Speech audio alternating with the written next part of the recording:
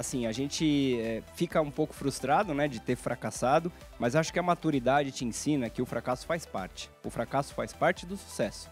Você nunca vai ter sucesso se você não fracassou pelo menos uma vez.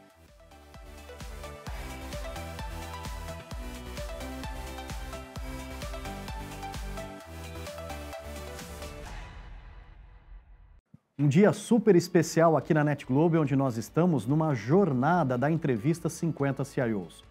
E o meu convidado de hoje, Hugo Monteiro. Nós vamos conhecer uma história super bacana de uma pessoa incrível. Hugo, seja muito bem-vindo. Prazer poder te receber aqui no nosso estúdio. Muito obrigado, Renato. Antes de mais nada, é um prazer estar com vocês aqui. Agradecer muito o convite que você fez para mim. Por questões de agenda, não consegui vir antes, mas a gente acabou conseguindo esse intervalo aqui hoje para falar com você. Muito orgulhoso de ser parte desse grupo tão seleto de importantes CIOs aí do Brasil, né? Entendo que você não chamou ninguém de fora, mas eu acho que é importante estar presente nesse momento. Agradecer de novo, muito honrado em estar aqui. Obrigado. Hugo, eu que te agradeço, obrigado pela generosidade de você estar aqui conosco, conhecer um pouco da nossa casa, da nossa cultura, né? Das nossas empresas. Eu acho que isso gera um grande valor. Mas queria começar essa conversa falando de infância com você. E você tem relatos da sua infância muito legais. Eu queria que você compartilhasse um pouquinho como que foi. Você nasceu em São Paulo, Lapa, né? Mas teve ali grandes oportunidades de ter uma infância muito divertida, né? Sem dúvida, sem dúvida. Eu sou paulista, nasci na capital mesmo, Hospital da Lapa. Sempre vivi em São Paulo, não tive nenhuma possibilidade de viver fora e também não gosto de viver fora, eu gosto muito de São Paulo. Infância, para mim, acho que é a fase onde a gente mais se desenvolve, né, em todos os sentidos. Eu sou uma pessoa, sempre fui muito criativa, então brincadeiras ali que a gente fazia, sempre usando a criatividade, inventando brincadeiras novas, né, aquele padrão de brincadeiras que a gente tem, sempre era alterado pelo Hugo, de alguma maneira, né? Então, para dificultar, para deixá-la mais engraçada. Então, eu acho que é um momento que eu lembro bastante, é um momento muito feliz da minha vida. Sempre fui humilde, minha família sempre foi humilde, então nunca tive uma vida de príncipe, né? Igual eu comentava com os meninos da rua. Mas isso eu acho que te dá um pouco mais de casca. Eu acho que isso te fortalece, faz você ser um pouco mais cascudo e não ser aquele inocente que acredita em tudo. Então, acho que é muito importante a gente viver mesmo na rua, né? Hoje em dia eu vejo meu filho no videogame e eu falo, cara, vai pra rua, a rua é muito mais legal. E eu não consigo entender como ele acha o videogame mais legal que a rua, né? A minha geração é uma geração de rua, jogava bola, arrancava o tampão do dedo. Então, acho que são gerações diferentes também, acho que essa geração traz pra gente uma dificuldade, né? Um desafio maior no sentido de entender por que as coisas funcionam dessa maneira. Acho que são coisas diferentes, mas a minha infância é um período onde eu gosto muito e se pudesse voltava atrás e faria tudo de novo e talvez até melhor. E o legal é a gente se conectar, né, Hugo, com as realidades do momento. A gente viveu a nossa infância, temos lembranças e você vai trazer uma delas aqui que eu acho sensacional. Eu acho que a gente também voltar a ser criança e se conectar, né, na realidade atual. O meu filho é a mesma coisa, né? E o que eu tenho tentado então tá bom, quero entrar um pouco no seu mundo. Então vamos brincar, né, nos seus jogos, na rua virtual que você tem por aí, e aí vai muito da nossa experiência também de viver um pouco a vida deles. Hugo, você tem uma passagem, né, eu admirando um pouco da sua história, você tem uma passagem, uma ligação com o mar. Eu queria que você falasse um pouco dessas lembranças do mar. E, poxa, foi super diferente. Sim, essa história acho que é bem engraçada e só fazendo um gancho ali com a história do videogame, eu duvido que tenha um jogo de rede de arrasto no mar. Não tem. E aí eu vou contar essa história para vocês da rede de arrasto. Quando a gente era pequeno, minha família teve sempre casa na praia, né, Bertioga, e a gente fazia essa brincadeira, que até então era uma brincadeira, mas era algo que representava alguma coisa, que era a pescaria de arrasto. Então, a pescaria de arrasto, não sei se vocês conhecem, mas entram dois segurando os pilares ali, a rede no meio, e eles fazem um circuito, fazendo um arrasto mesmo, né? Arrastando todos os peixes que estiverem por ali. E aí, essa rede vem para fora, e aí a gente vê o que conseguiu pescar ali. Tá. E era muito engraçado, porque desde este momento, e aí eu tô falando de 5 anos talvez, até uns 14, 15, que a gente fazia isso, quando dava, né? Agora já não é mais possível fazer, né? Antes dava, antes ainda era possível. Tinha uma estrutura muito de trabalho em equipe, né? E eu só fui entender isso alguns anos depois. Então, os menores, eles ficavam ali pegando os peixezinhos pequenos, devolvendo ao mar, já aquela mentalidade de sustentabilidade, de meio ambiente, ó, o peixe pequeno, a gente não faz nada com ele, vai morrer, joga ele no mar de novo. Né? As mulheres ficavam em casa, depois pegava tudo isso, cozinhava, né? Ali mesmo na praia tinha aquela mecânica de os homens vão fazer o trabalho ali mais pesado, de arrastar mesmo, de força. E o lixo que vinha na rede, né? A gente, desde aquela época, já tinha lixo vindo da rede. Né? E aí a consciência de falar, cara, isso aqui é lixo, eu não vou deixar aqui. Então a gente levava sacos, a gente levava coisas para transportar o lixo de volta, já com a consciência do meio ambiente. E para mim aquilo era fantástico. Era noite, escuro. A gente fazia lanternas de vela. Não sei se o pessoal daqui sabe o que é lanterna de vela. Poxa, que legal. Você pega aquela lata de óleo lisa, coloca uma vela dentro e ilumina só para frente. Faz um rombo na lata, ilumina para frente. Ela tem só um canal de iluminação, o vento batendo, apagando a vela toda hora. Cara, um momento muito ímpar da minha vida, da minha infância, e ficou marcado. E com esses conceitos por trás que hoje eu entendo que são valores de família. Eu prezo muito a família, prezo muitos valores. Então os valores já estavam ali, só eu que não percebi. Poxa, que passagem legal. Você sabe que eu me vi mais ou menos com 5, com 10 anos de idade. Eu não tinha tanto acesso à praia, mas tinha acesso à roça, né? E em fevereiro, janeiro, fevereiro, tinha uma festa chamada Santo Reis. Você já ouviu falar dessa festa de Santo Reis? Eu já ouvi falar, mas eu sempre tive curiosidade de saber o que era. O Santo Reis eram pessoas que se vestiam de forma diferente, tipo quase uma tradição ali dos manauaras, né? Ou seja, do norte do país e tal. E eles vinham tocando e entrando dentro das casas, quase que uma batida ali, aquela coisa. E eles vinham arrecadando coisas. Então, quem podia dar, dava um porco, dava um carneiro, dava... enfim, um bezerro, tudo isso em prol, né, as famílias que precisavam de ajuda e tal. Então, acho que tinha um pouco dessa coisa folclórica, de time, de união também. São marcas que nós levamos para as nossas infâncias também. Muito interessante, né? Muito bacana. Muito legal essa sua vivência também. Hugo, falando um pouquinho sobre a nossa geração, é uma geração que sempre gosta de começar muito cedo, né? E o trabalho na nossa geração era algo que a gente adorava, né? Se espelhar nos mais velhos e tudo mais. Como que foi na sua infância ainda essa relação dos pequenos trabalhos, dos trabalhos ali para ganhar um dinheirinho? Como que foi aí o engatinhar dessa questão do se sentir útil e do trabalho? Eu acho que são vários pontos nessa tua pergunta, mas eu acho que um ponto importante que eu levo para mim é a questão de independência, né? A gente se vê independente, né? A gente não se vê amarrado aos pais e às mães a vida inteira, né? Então, como ter essa independência? Essa independência passa necessariamente por um trabalho. Né? A maneira de conseguir dinheiro é você trabalhando. E você começa a olhar as opções que você tem. Meu pai sempre foi muito rigoroso e disse, cara, eu vou pagar sua faculdade até o fim, você não vai trabalhar em nenhum momento da faculdade.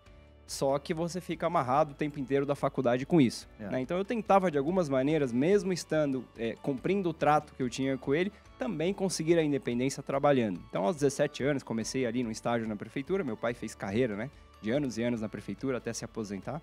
Comecei na prefeitura com 17 anos. Dali já emendei ali no final da faculdade de engenharia. Fiz engenharia, né, engenharia elétrica no Mackenzie. Já emendei ali a Sensormática, que foi minha primeira empresa começando a trabalhar ali em Barueri. E daí para frente eu consegui independência. Então eu acho que parte de uma iniciativa tua também de projetar um futuro, né? Saber o que você quer para o futuro.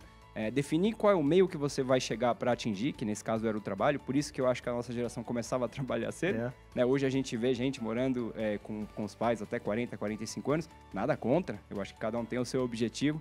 Mas o meu era claro. O meu era claro, era independência, era seguir carreira e não depender dos meus pais, que me ajudaram a vida inteira. Né? Então eu gostaria de ajudá-los nesse momento. Legal, bacana. É um pouco disso. Muito legal, super alinhado com o tema.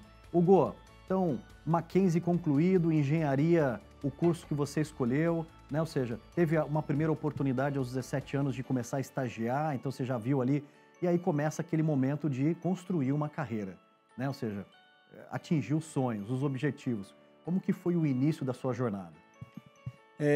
Eu acho que, assim, a gente tem que ter, como eu comentei, um objetivo, né? E eu sempre tive esse objetivo e eu escrevia o meu plano de carreira e renovava e revisitava a cada ano, né? Então, eu tinha um objetivo de 3 anos, um objetivo de 5 e um objetivo de 10. Então, eu sabia onde eu queria chegar e mais ou menos, tá? Porque a gente nunca tem certeza. E mais ou menos por onde passar para chegar lá. Então, eu fui moldando minha carreira muito nisso, né? Eu ajustava o plano de carreira todo ano. Alguns desvios aconteciam e eu trazia eles de volta todo final de ano. Escrevia lá a famosa cartinha do ano que vem. Olha que legal. Escrevia a cartinha, escrevo até hoje. Poxa. É uma cartinha que eu escrevo com tudo aquilo que eu pretendo que aconteça e o meu plano é sempre revisado. Então eu acho que na minha carreira eu fui construindo de maneira bem estratégica, né? Gosto muito de estratégia. Fui construindo essa carreira dessa maneira para atingir o meu objetivo final. Tô dentro ali, analisando hoje, tô dentro daquilo que eu planejei, mas tem muita coisa pela frente ainda vindo. Então, procurei buscar complementos, né? Então, assim, eu quero ser uma pessoa que conheça de projetos. Eu vou buscar uma empresa que me dê a oportunidade de trabalhar em projetos.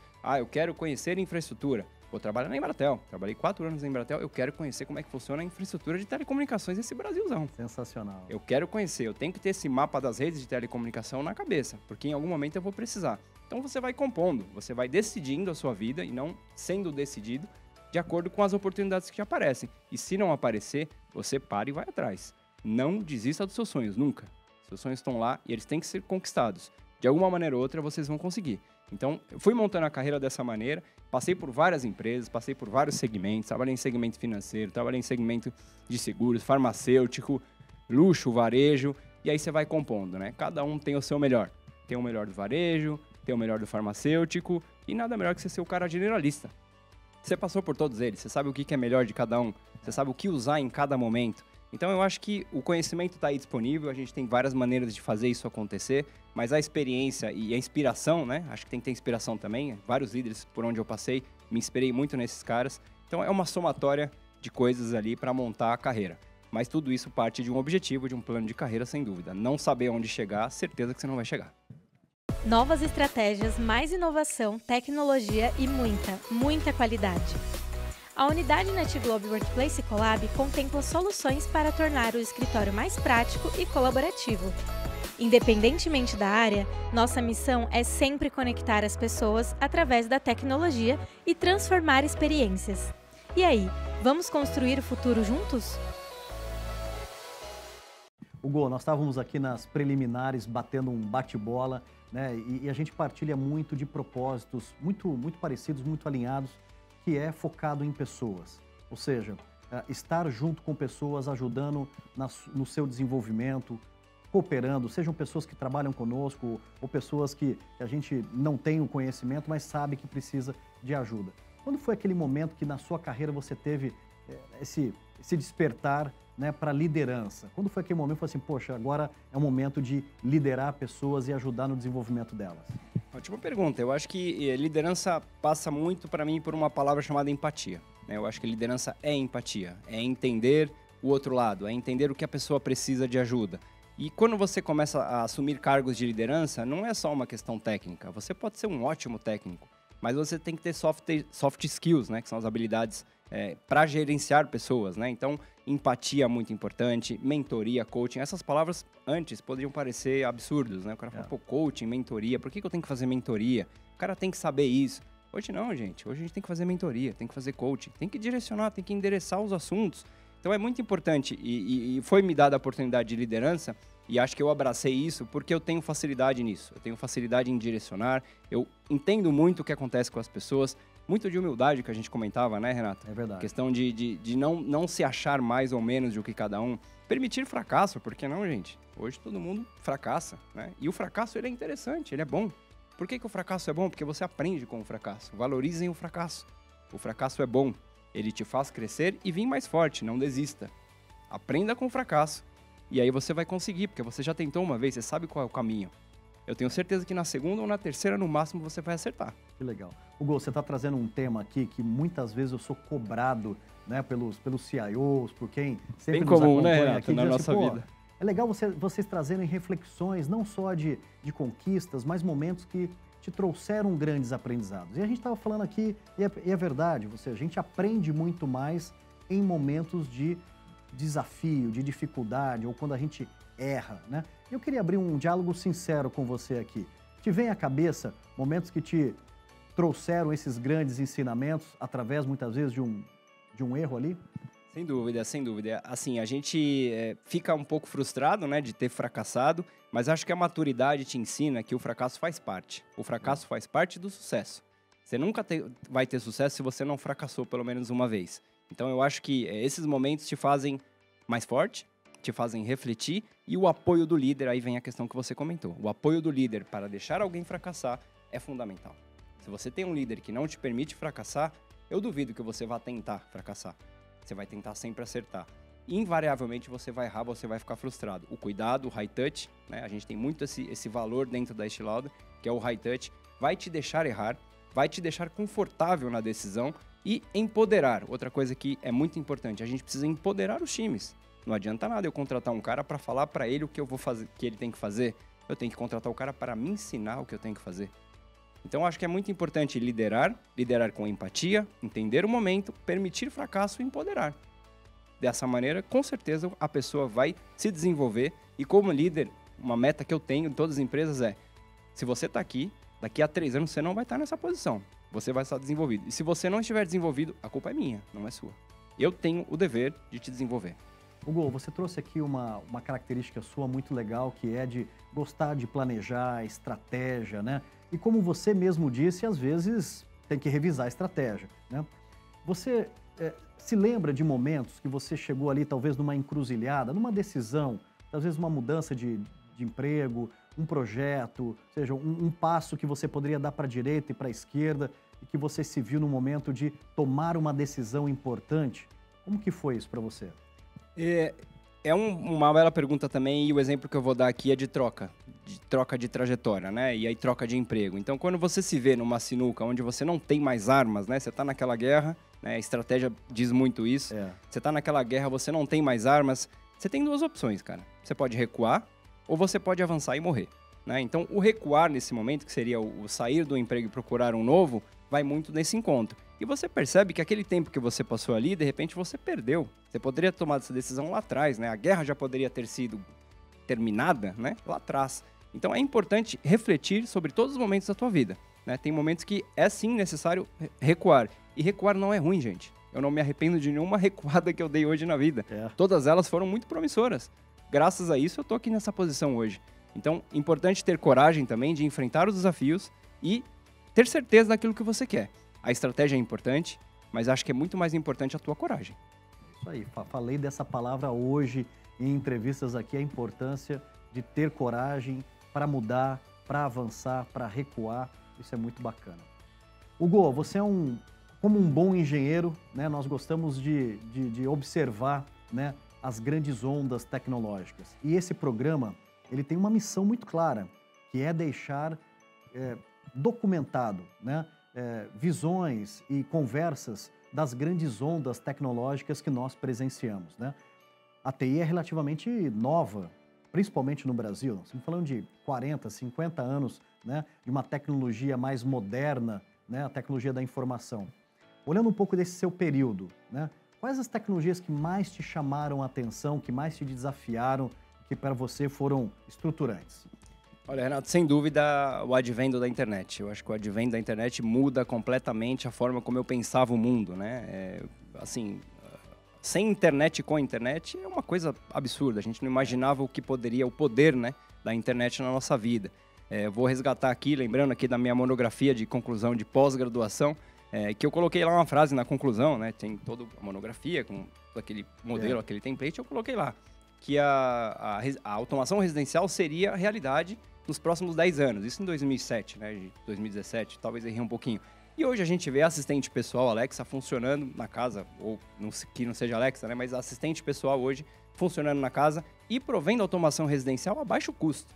Né? Então, pra você ter uma ideia de um dos pontos que eu abordei, né? Que foi algo que eu estudei muito na época, a gente não tinha praticamente nada em 2007 de automação residencial. E hoje eu compro uma tomada elétrica lá, inteligente, a R$100 e poucos e consigo automatizar o que eu quiser em casa através do assistente pessoal. Então, para mim, o advento da internet transformou o mundo e vai continuar transformando. Hoje a gente já vê a inteligência artificial, o machine learning, então são coisas que eu vislumbro para o futuro. O famoso óculos 3D, né, do jogo do meu filho, que eu vejo lá ele jogando. Então são coisas que vão continuar transformando. A única certeza é que alguma coisa vai acontecer, alguma inovação vai surgir e a gente vai ter que se adaptar a ela. É a única certeza. A gente não vai conseguir viver do jeito que é hoje e das 10 profissões ali do futuro, de repente 7 a gente nem sabe o nome. Hugo, uma coisa muito importante, né, quando a gente conquista boa parte dos nossos sonhos, é a gente ter um braço social.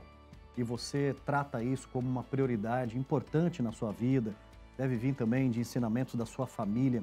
Eu queria abrir um capítulo do nosso diálogo aqui para falar sobre isso, né? Trabalhos sociais. E o trabalho social não é só aquele assistencial, né, de uma de um alimento, de uma ajuda financeira, mas muitas vezes é servir com o seu tempo, é servir com um trabalho como esse que nós estamos falando aqui, de deixar uma conversa disponível, né, para que as pessoas possam acessar de forma democrática, né? Queria abrir esse capítulo com você.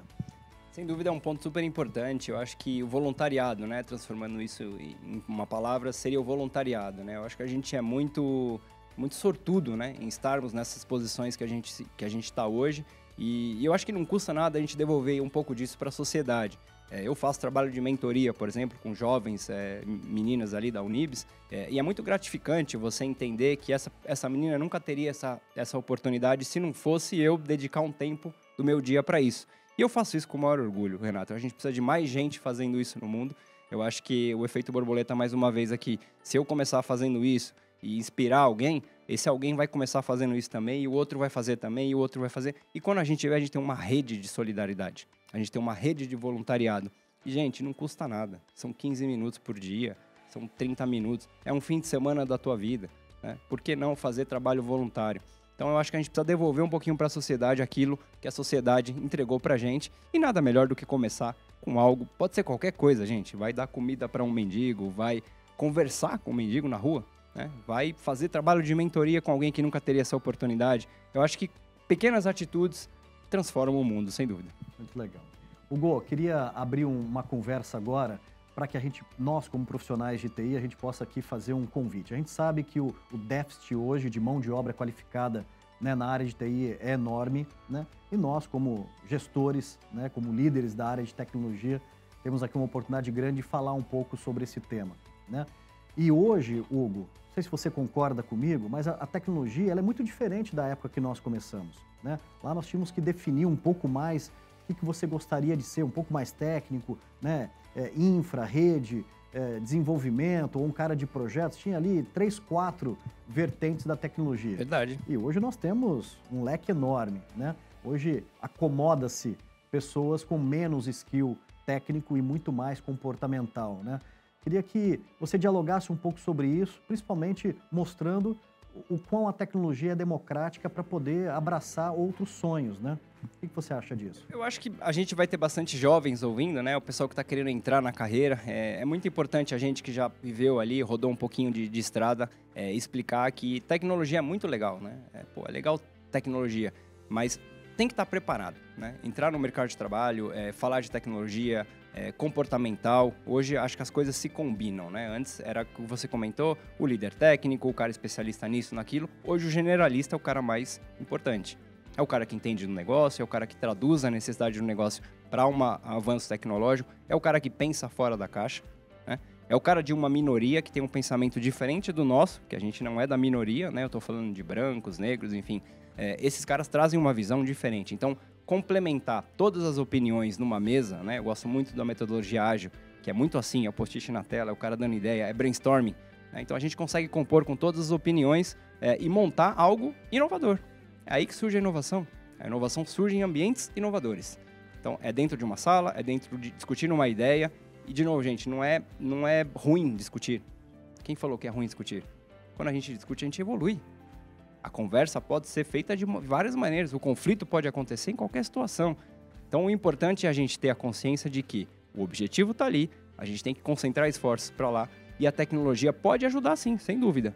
Mas a gente tem que ter a consciência de que isso é base de muito estudo. Não entrem pulando na piscina. Estudem e usem a tecnologia ao seu favor. Ela pode ir contra o que você está pensando. Então é muito perigoso essa questão de vou fazer alguma coisa. Estude primeiro, entre preparado, discuta as ideias e traga o perfil comportamental adequado.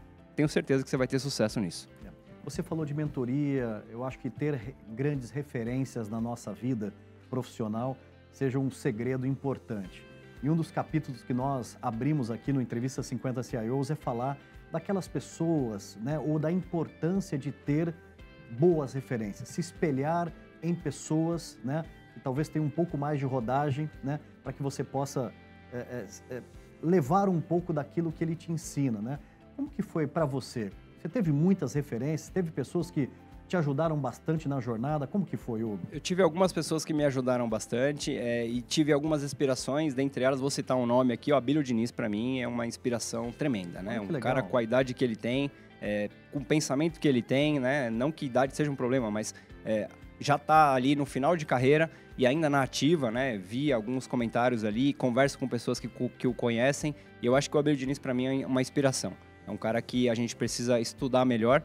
Não sei se ele vai vir aqui falar com a gente, mas seria muito legal a gente ter esse cara no livro. É uma inspiração fantástica. Ele traz insights diferentes, né? Ele passou por algumas gerações, a gente fala de geração X, né? O Baby Boomer. É um cara que já cruzou várias gerações e que tem muito a acrescentar. E a liderança, né, que você perguntou, a inspiração de liderança, eu acho que vem muito do convívio, né?